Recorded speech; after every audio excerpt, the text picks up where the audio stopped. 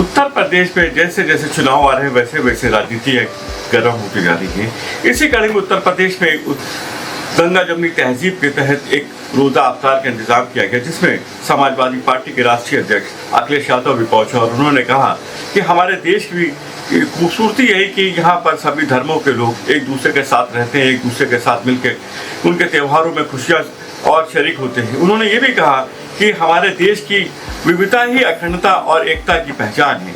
उन्होंने कहा कि जिस तरह हमारे देश में आज अमन जो है वो कहीं ना कहीं सुकून कहीं गायब हो रहा है, इसके पीछे सत्ता की जो ताकतें हैं, जो नफरतों की दीवारें हैं, वो लगातार बढ़ती जा रही है। यही वजह है कि हमारे देश के अंदर अमन और सुकून कम होता जा रहा है। उन्होंने इसी दौरान ये भी कहा कि हमारे देश के अंदर लगातार महंगाई और गैस को उन्होंने कहा कि लापता एलपीजी जो है आज लापता गैस हो गई है, जिसकी वजह से आप पूरे देश भर में देख सकते हैं कि लोगों के झगड़े हो रहे हैं, घंटों की लाइनें लगे हैं और 1000 950 का सिलेंडर 1500 2000 2500 रुपये तक के ब्लैक किया जाता है।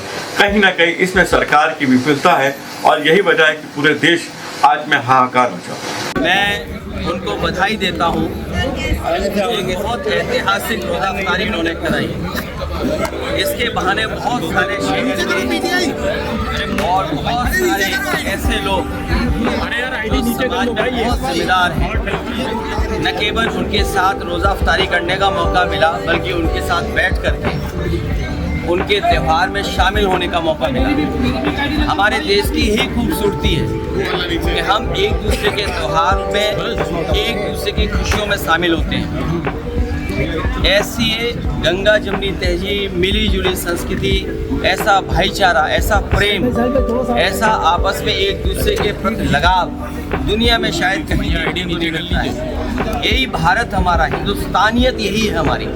हिंदुस्तानियत यही पहचान है कि हम एक दूसरे के त्योहारों पर एक दूसरे की खुशी में शामिल होकर के जहाँ एक दूसरे को बधाई मुबारकबाद देते हैं, वहीं अगर होली है तो हम लोग गले मिलते हैं, ईद है तो गले मिलते हैं।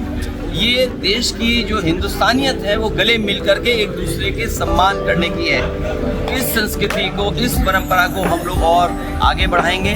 मैं एक बार फिर सलाउद्दीन साहब को बहुत बहुत मुबारकबाद देना चाहता हूँ। उनके साथी सहयोगी परिवार के लोगों ने जिस तरीके से सबको बुला करके सम्मान दे करके एक साथ इस कार्यक्रम का रोज़ा अफ्तारी का आयोजन किया है, बहुत बहुत बधाई। गैस सिलेंडर को लेकर लखनऊ समेत पूरे प्रदेश में लंबी लाइनें हैं और एक हफ्ते बाद ईद का त्योहार को भी काफ़ी ज़्यादा चुनाई है। देखिए, ये हम मुख्यमंत्री कह रहे हैं कि कोई कमी नहीं है।